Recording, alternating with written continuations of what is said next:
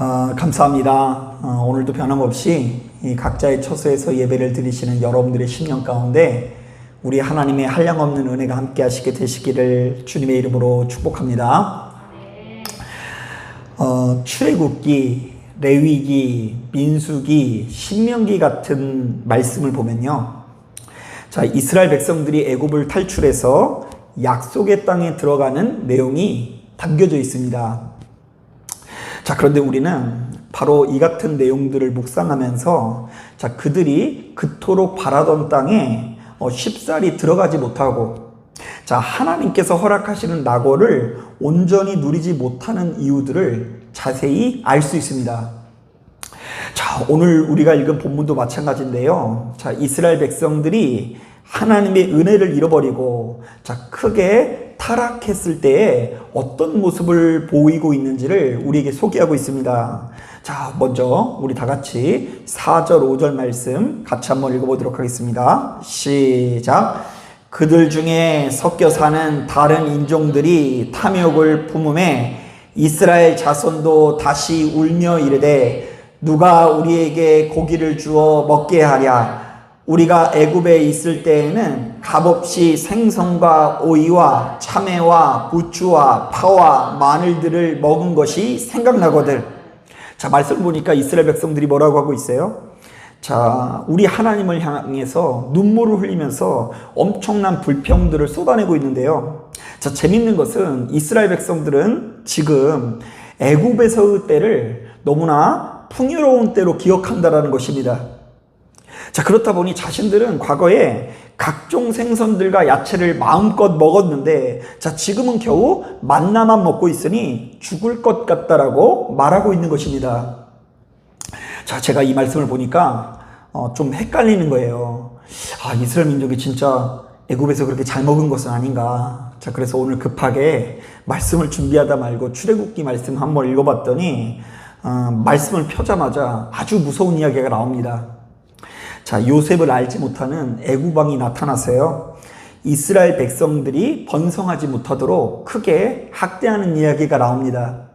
자, 하루 종일 그들이 견디기 어려운 노동을 시키고요. 자, 그런데도 불구하고 숫자가 안 줄어드니까 아들을 낳으면 나일강에 던지게 합니다. 자, 그러니까 애굽 사람들은요, 철저히 이스라엘 백성들을 위하는 삶을 살아본 적이 없어요. 자, 애굽 사람들은 철저히 이스라엘 백성들을 말살시키기 위해 노력했다는 것입니다. 자, 그러니까 지금 이스라엘 민족은 누가 보더라도 망상에 빠져 있는 상태인 것이 분명하다는 것이죠. 자, 그런가 하면 7절부터 9절을 읽어보면 전혀 의외의 이야기가 담겨 있는데요. 자, 우리 다 같이 7절부터 9절 말씀 같이 한번 읽어보겠습니다. 시작. 만다는 가치와 같고 모양은 진주와 같은 것이라 백성이 두루 다니며 그것을 거두어 맷돌에 갈기도 하며 절구에 찢기도 하고 가마에 삶기도 하여 과자를 만들었으니 그 맛이 기름 섞은 과자 맛 같았더라. 밤에 이슬이 진영에 내릴 때에 만나도 함께 내렸더라. 자, 이번에는 어떤 얘기가 담겨 있어요? 자, 이스라엘 백성들이 그렇게 원망하고 불평하는 가운데에서도 하늘에서 뭐가 내렸다고요? 예, 만나가 내렸다고 주관하고 있습니다. 그러니까 지금 이스라엘은 은혜를 누리고 있지 못하는 것이 아니라 그 어느 때보다도 강렬한 하나님의 은혜를 이렇게 경험하고 있는데 그 강렬한 하나님의 은혜가 쏟아지고 있는 와중에 원망과 불평과 망상이 이렇게 돋아나고 있다는 것을 우리는 알 수 있어요. 여러분, 이런 내용이 여러분들에게 어떻게 들릴지 모르겠지만 사실은 오늘날 이 시대를 살아가는 우리들도 자, 본문에 나와 있는 이스라엘 백성들과 같은 오류들을 자주 경험하고 합니다. 자, 저도 말씀을 준비하면서 자, 문득 신학교 3학년 때가 기억이 나는데요. 자, 당시에 저는 섬기는 교회에서 한 가지 고민이 있었는데요. 자, 지금 사역하는 교회가 여러모로 다 마음에 드는데 딱 한 가지 마음에 걸리는 것이 있었습니다. 바로 뭐냐면요. 설교할 기회가 이 사역자로서 너무 부족하게 느껴지는 거예요. 나도 언젠가 이 목사가 돼서 강단에 올라가서 설교를 해야 되는데 지금처럼 1년에 한두 번 올라가서 말씀을 전하면 저에게 도움이 되지 않는다라고 생각했어요. 자, 그래서 기도하는 가운데 새로운 사역지로 옮기게 되었는데요. 자, 이게 웬일입니까? 이번에는 정반대로 설교할 기회가 너무 많은 거예요. 자, 이전에는 1년에 한두 번 말씀을 전하니까 이 주일날 아주 편안하게 갔는데요. 일주일이면 3번에서 5번 강단에 올라야 되니까 얼마나 이게 버거운지. 원래 사람마다 말씀을 준비하는 스타일이 다르거든요. 어떤 분은 그냥 기도하고 올라가서 그냥 성령님이 주시는 감동대로 막 쏟아내는 사람이 있는데 저는 굉장히 오랫동안 준비하는 스타일이거든요. 자, 그러니까 한 주에 3번에서 5번 설교하는 것이 너무 힘들게 느껴지는 거예요. 자, 그래서 이제 어떤 생각이 드냐면요. 예전에 설교 없을 때가 참 좋았다, 이런 생각이 들어요. 자, 그러니까 하나님 입장에서 참 까다로울 것 같죠. 설교가 너무 없으면 설교 좀 시켜달라고 이야기하고요. 설교가 또 너무 많으니까 너무 많아서 설교 없을 때가 좋았다라고 이야기하고, 사람 마음이 이렇게 간사한 것 같아요. 자, 뿐만 아닙니다. 자, 신학교 때부터 함께 어울리던 친구들이 몇 명 있는데요. 자, 저희들끼리 모여서 전도사 때는요, 하루빨리 목사가 되었으면 좋겠다라는 생각을 아주 입에 달고 살았어요. 빨리 목사가 되고 싶다. 자, 그래서 그 어려운 시험을 왜 그렇게 통과하려고 하는지. 자, 그런데 막상 목사가 되니까 어떤 때가 그리워요? 전도사 때가 그리워요. 뭔가 목사하면 부담스럽지 않나요? 여러분 입장록 바꿔놓고 생각해 보세요. 어떤 식당에 갔는데 최훈 전도사님 이러면 별로 부담이 안 되거든요. 자, 그런데 최훈 목사님 이러니까 너무 부담해요. 한 번은 교인들이랑 같이 이 야구장에 갔는데요. 저쪽에서 목사님 이러니까 제가 막 너무 쑥스러운 마음이 들어가지고 야, 집사님이라고 해! 이렇게 한 적이 있어요. 목사라는 말이 부담스러워요. 마찬가지입니다. 또 부교육자 때는 얼른 나가서 담임자가 되고 싶기도 했다가 막상 담임자가 되면 부교육자가 그립기도 하고요.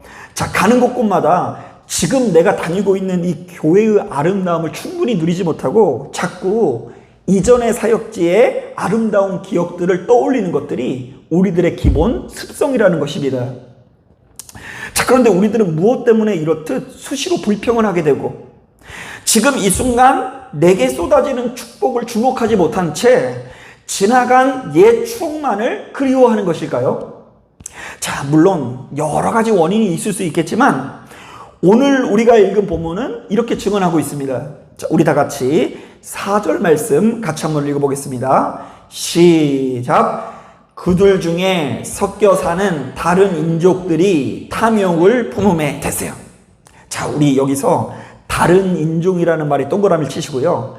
탐욕이라는 말에 동그라미를 치셔야 되는데요. 자, 이게 무슨 말일까요? 당시 이스라엘 백성들은 여러 외국인들과 함께 더불어 살고 있었는데요. 자, 그러니까 이방인들과 함께 더불어 살았는데, 자, 바로 이 외국인들이 탐욕을 가지고 불평을 하니까 이스라엘 백성들이 이들의 의견에 어떻게 됐다고요? 동조되었다라는 이야기를 하는 거예요. 자, 우리 한번 따라해 보겠습니다. 이방인의 어둠이 이스라엘 백성들의 어둠이 되었다. 자, 여러분 잘 생각해 보세요. 우리가 성경을 묵상하다 보면 특히 구약 성경에 거룩이라는 단어가 상당히 많이 등장을 합니다. 특히 레위기를 보면 이 레위기가 27장까지 되어 있는데요. 자, 무려 레위기 안에서만 약 50번이나 거룩이라는 말이 등장합니다. 자, 예를 들어 볼까요? 너희를 애굽 땅에서 인도하여 낸 여호와라. 내가 거룩하니 너희도 거룩할지어다. 너희는 거룩하나 이는 나 여호와 너희 하나님이 거룩함이니라. 많이 들어본 것 같죠? 하나님께서도 거룩하신 분이니 너희도 역시 어떻게 하라? 거룩한 사람이 되라고 주님께서 거듭해서 명령하고 계십니다.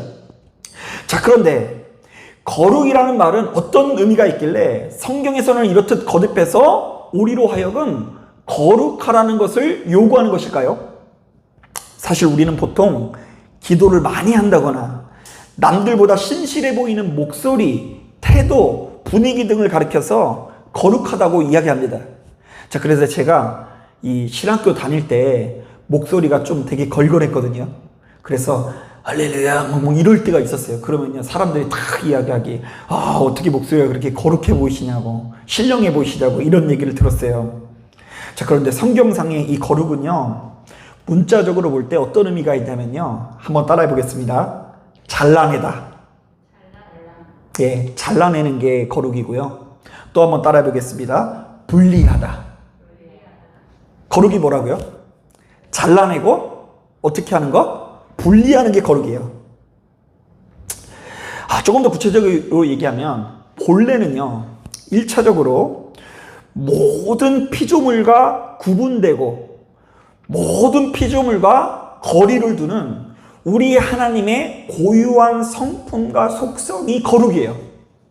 자, 그렇기 때문에 사실 이 거룩하다라는 말은 본래 누구한테만 사용할 수 있는 표현일까요? 우리 하나님에게만 사용할 수 있는 표현이었습니다. 왜요? 모든 피조물과 구분되고 분리된 존재는 누구밖에 없기 때문에 하나님밖에 없기 때문입니다. 자, 그런데 이상한 일이 벌어집니다.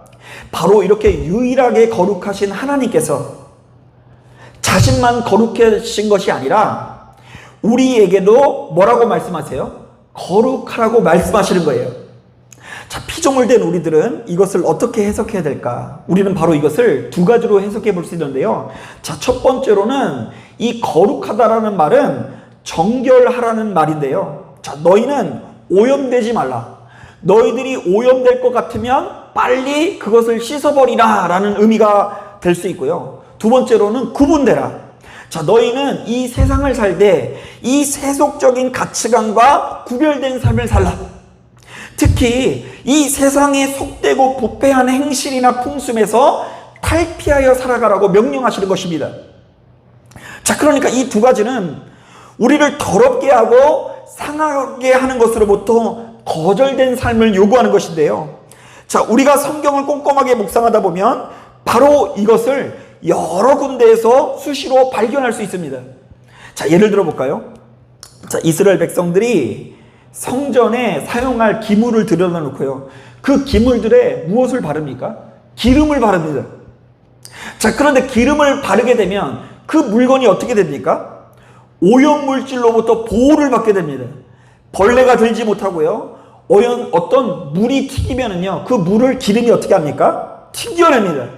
자, 그러니까 바로 이 행위를 통해서 교회 안에 있는 모든 것들, 성전 안에 있는 모든 것들, 하나님의 영이 거하시는 우리는요, 모든 오염물로부터 구분되어지는 거룩한 삶을 살아야 된다는 것을 이 상징하는 것입니다. 한 가지 예를 들어볼까요? 더 예를 들어볼까요? 이스라엘 백성들은 6월절이 되면 누룩이 없는 빵을 먹는데요. 자, 이들이 누룩을 먹지 않는 이유는 무엇입니까? 이것도 상징인데요. 자, 누룩을 넣으면 어떤 물건이든 간에 발효가 되는 거예요. 자, 그런데 이게 좋게 말하면 발효인데 조금 더 현실적으로 얘기하면 물건이 어떻게 되는 거예요? 썩는 거잖아요. 자, 그래서 6월절에는 바로 이렇듯 부패의 원인이 되는 이 누룩이라는 것을 피하면서, 자, 우리 자신이 하나님 앞에서 늘상 거룩하고 깨끗해야 하는 존재라는 것을 다시금 실감하는 것입니다.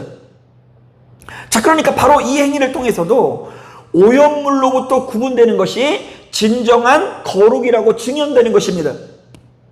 자, 그런데 본문에 나오는 이스라엘은 도무지 거룩한 삶을 살지 못한 것입니다. 자, 자기 자신들에게 기름칠해서 구분되지 못하고 자기 자신들에게 누룩을 제거하여 오염되는 것을 막지 못한 것입니다. 자, 그래서 그들이 충분히 구분된 삶을 살지 못하고 그들이 충분히 분리된 삶을 살지 못했기 때문에, 자, 그들 가운데 악이 자랐다라고 증언하는 것입니다. 자, 우리 한번 따라해 볼까요? 구분되지 않으면 악이 자란다. 자, 그러므로 본문에 등장하는 우리들은 거룩한 삶을 살기 위해서 수시로 노력해야 되는데요. 자, 무엇이 나를 현혹시키고 무엇이 나를 더럽게 하고 무엇이 나를 유혹하는지를 보다 명확히 하고, 자, 바로 그것을 거절하기 위해서 수시로 노력해야 된다는 것입니다. 자, 여러분 생각해 보세요. 지금 이스라엘 백성들이 지금 눈앞에서 매일 밤마다 뭐가 내린다고요? 만나가 내려요. 하나님께서 주시는 양식이 하늘로부터 내려오고 있습니다. 자, 그들에게 은혜가 없는 게 아니에요. 자, 그들이 하나님의 이름을 알고 있어요? 모르고 있어요? 알고 있어요. 정기적으로 예배를 드립니다. 일주일에 한 번씩 안식일을 지킵니다. 자, 그런데 이런 이들이 왜 기쁨을 누리지 못하고 생명을 누리지 못하고 안식을 누리지 못한다고요? 거절해야 되는 것들을 거절하지 못해서, 그들 안에 있는 거룩함을 지키지 못해서라고 증언하는 것입니다. 우리 안에 있는 작은 누룩이 모든 것을 부패시키고 모든 것을 상하게 한다라고 증언하는 거예요. 자, 저는 이것이 너무 중요하다는 것을 이 전도사 시절에 실감한 적이 있었는데요. 자, 제가 여러분들에게 몇 번 예를 들은 적이 있었는데, 자, 당시 저는 이 섬기는 교회에서 알코올 중독에 걸린 한 가정이 수개월의 치료 끝에 사회에 나오는 장면을 목격하였습니다. 자, 전에 듣기로는 이분은 평상시에는 아주 순한 양인데 이 술만 먹으면 가족들에게 폭력을 가하고 좋지 못한 태도를 보인지라, 자, 이것을 고치기 위해서 격리된 병원에서 치료를 받게 된 것입니다. 자, 이분의 각오가 얼마나 대단한지 그 자신의 가족들의 사진을 이렇게 걸어놓고 그 사진을 보면서 더 이상 이들에게 부끄럽지 않은 가장이 되겠다라고 수시로 다짐을 합니다. 자, 그래서 치료 가운데 동반되는 여러 가지 고통을 참아내면서 뼈를 깎는 노력을 하게 된 것입니다. 그리고 나서는 정말로 수시로 먹던 그 술을요, 거절하게 됩니다. 자, 그런데 이게 웬일입니까? 사회에 나온 지 수개월이 지나니까 다시금 이전의 삶으로 돌아가게 되었다고 합니다. 저 왜 그런 줄 아세요? 황당하게도 이제 이 모든 치료를 마친 이분이요, 사회로 나가서 열심히 일을 하는데, 자, 동료들이 딱 한 잔만 하자라고 이렇게 이야기를 한 거예요. 잘 들으셔야 돼요. 몇 잔이요? 네, 딱 한 잔. 와서 한 잔만 먹고 가라고. 자, 그래서 머리로는 한 잔만 먹어야지 하고서 그 자리에 앉았는데, 한 잔이 몇 잔데요? 2잔 되면 다행이고요. 한 잔이 2병 되고 3병 되면서 그토록 저주했던 어둠의 삶으로 다시금 돌아간 것입니다. 자, 저는 이 이야기를 들으면서 하나님께서 왜 이렇게 우리들에게 자주 거룩하라고 말씀하셨고 우리에게 있는 누룩을 피하라고, 제거하라고 말씀하셨는지를 알 수 있었습니다. 사랑하는 여러분, 적은 누룩이 전부를 상하게 할 수 있습니다. 자, 그러므로 하나님을 믿는 우리들은 내 자신을 더럽히는 것이 무엇인지를 알아보고 그것을 이기기 위해서 씨름해야 된다는 것입니다. 자, 그런데 이것은 심한 알코올 의존증으로 인해서 격리 치료를 받게 된 어떤 평범한 가장에게만 해당되는 문제가 아닙니다. 돌이켜보면 우리들에게도 우리의 은혜를 잃게 만드는 무수히 많은 요소들이 있습니다. 우리도 모르는 사이에 우리의 허영심을 자극하고 우리의 욕망을 자극하고 우리도 모르는 사이에 나 자신을 더럽히는 여러 가지 통로들이 너무나 많이 있는데 우리는 바로 이것들을 수시로 거절해야 된다는 것입니다. 자, 우리 한번 따라해 볼까요? 거룩에는 타협이 있어서는 안 된다. 아무리 눈앞에 만나가 내리고 하나님의 능력을 아무리 강렬하게 경험했어도 지금 내 앞에 있는 누룩을 제거하지 않으면 그 누룩으로 인해서 내가 망하게 될 수 있음을 증언하는 것입니다. 자, 이런 차원에서 여호수아서 23장에서도 이런 말씀이 있습니다. 그러므로 스스로 조심하여 너희의 하나님 여호와를 사랑하라. 너희가 만일 돌아서서 너희 중에 남아있는 이 민족들을 가까이하여 더불어 혼인하며 서로 왕래하면 확실히 알라. 너희 하나님 여호와께서 이 민족들을 너희 목전에서 다시는 쫓아내지 아니하시리니 그들이 너희에게 올무가 되며 돛이 되며 너희의 옆구리에 채찍이 되며 너희의 눈에 가시가 되어서 너희가 마침내 너희의 하나님 여호와께서 너희에게 주신 이 아름다운 땅에서 멸하리라. 이게 무슨 말일까요? 자, 우리가 이것을 문자적으로 좀 해석을 해보면 믿지 않는 사람들과 결혼하면 안 된다라는 이야기로 느껴질 수 있어요.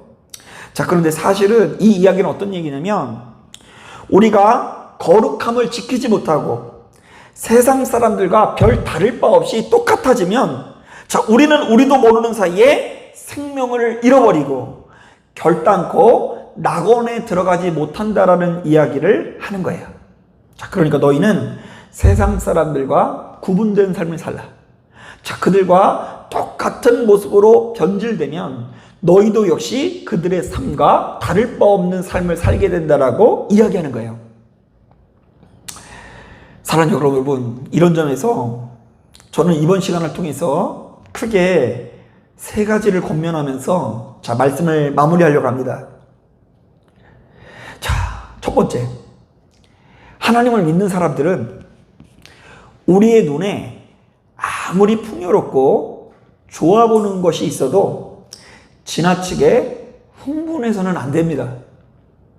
자, 도리어 그것이 아무리 좋은 것일지라도 우리 하나님께서 기뻐하시지 않는 것이고 혹시 그 하나님보다 더 크게 여기는 것이라고 한다면 반드시 거절해야 될 줄로 믿습니다.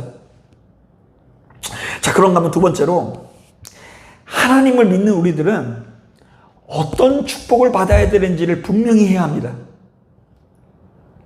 자, 하나님을 믿는 우리들은 세상의 사람들과 똑같은 것을 축복으로 여겨서는 안 됩니다.